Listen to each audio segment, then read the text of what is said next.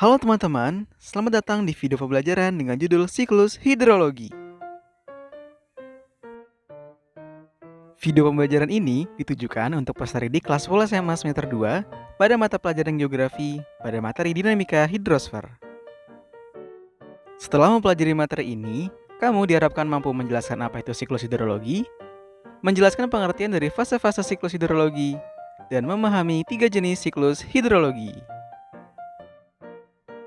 Bersama aku Hiro, mari kita mulai perjalanan kita dengan beberapa pertanyaan, yaitu, mengapa air tidak pernah habis? Lalu, dari mana ya datangnya air hujan? Untuk menjawab pertanyaan-pertanyaan tadi, yuk kita mulai belajarnya. Apa itu siklus hidrologi? Siklus hidrologi atau siklus air adalah rangkaian atau tahapan yang dilalui oleh air dari bumi ke atmosfer dan kembali lagi ke bumi. Terdapat 3 jenis siklus hidrologi, yaitu siklus pendek, sedang, dan panjang. Sekarang, yuk kita pelajari siklus pendek.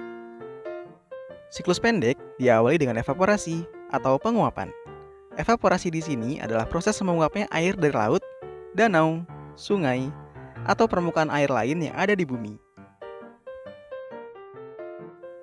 Kemudian, uap air tadi mengalami kondensasi dan berubah menjadi awan. Kondensasi adalah berubahnya wujud uap air menjadi titik-titik air hingga akhirnya terbentuk menjadi awan.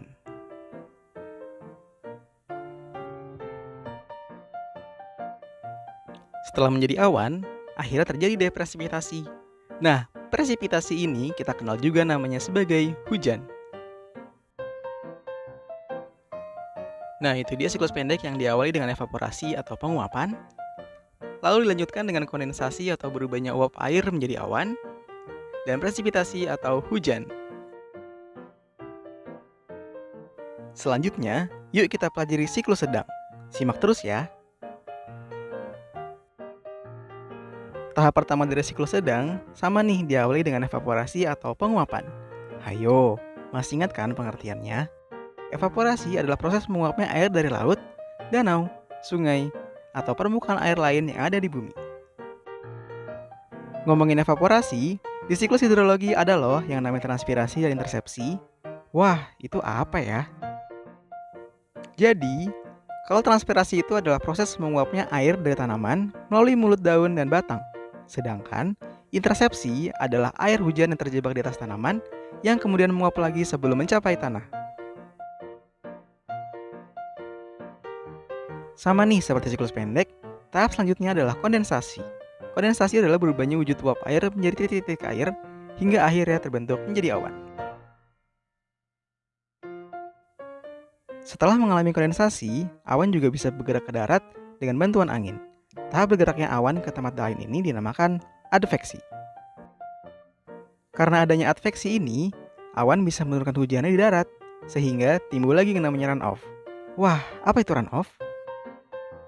Runoff adalah bergeraknya air di darat dari tempat yang tinggi ke tempat yang rendah. Air yang bergerak ini nantinya akan mengalir kembali ke laut ya guys, sehingga bisa memulai siklusnya deh. By the way, air yang jatuh di darat gak selalu menjadi runoff loh, tapi bisa juga malah mengalami infiltrasi. Infiltrasi adalah meresapnya air ke dalam pori-pori tanah. Kalau air meresap ke dalam tanah, ujung-ujungnya air akan tetap mengalir ke laut kok, tapi prosesnya bakal lebih lama nih. Nah, itu dia siklus hidrologi sedang yang diawali dengan evaporasi atau penguapan dari permukaan bumi, lalu dilanjutkan dengan kondensasi atau berubahnya uap air menjadi awan, lalu awan mengalami adveksi, lalu presipitasi atau hujan, dan yang terakhir adalah runoff atau bergeraknya air dari tempat tinggi ke tempat yang lebih rendah. Setelah mempelajari siklus pendek dan siklus sedang, sekarang yuk kita pelajari siklus panjang. Sesuai namanya, siklus ini merupakan siklus air yang paling panjang prosesnya. Penasaran? Simak terus ya videonya. Sama seperti siklus air pendek dan sedang, siklus panjang dimulai dari tahap evaporasi dan kondensasi. Oh iya, di siklus air panjang ini, kamu bisa juga menjumpai proses sublimasi loh. Sublimasi adalah proses perubahan wujud padat menjadi gas. Dalam hal ini adalah es yang menguap kembali menjadi uap air. Nah, ini yang membedakan dari siklus pendek dan sedang. Awan di siklus panjang mengalami adveksi atau bergerak ke tempat yang relatif dingin, atau kondisi suhu udara di atmosfer saat itu yang sedang rendah. Setelah mengalami adveksi, terjadi presipitasi atau hujan. Hujan yang turun bukan berupa air, tapi berupa es atau salju. Setelah musim semi, baru deh salju atau es yang mencair, mengalir di permukaan bumi atau dinamakan dengan tahap runoff, dan akhirnya sampai ke laut buat mengulang kembali siklusnya. Karena proses yang panjang ini, siklusnya dinamakan dengan siklus panjang. Aku ingetin lagi nih, siklus panjang diawali dengan evaporasi atau penguapan. Selanjutnya adalah kondensasi atau berubahnya uap air menjadi awan, adveksi ke tempat yang relatif dingin, presipitasi yang berbentuk es atau salju,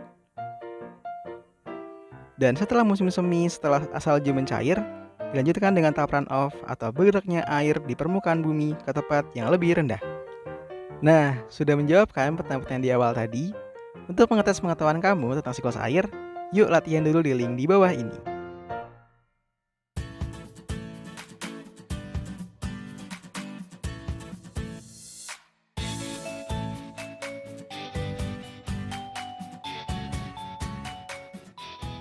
Terima kasih sudah menyimak video kali ini. Sampai jumpa kembali di video-video selanjutnya. See ya!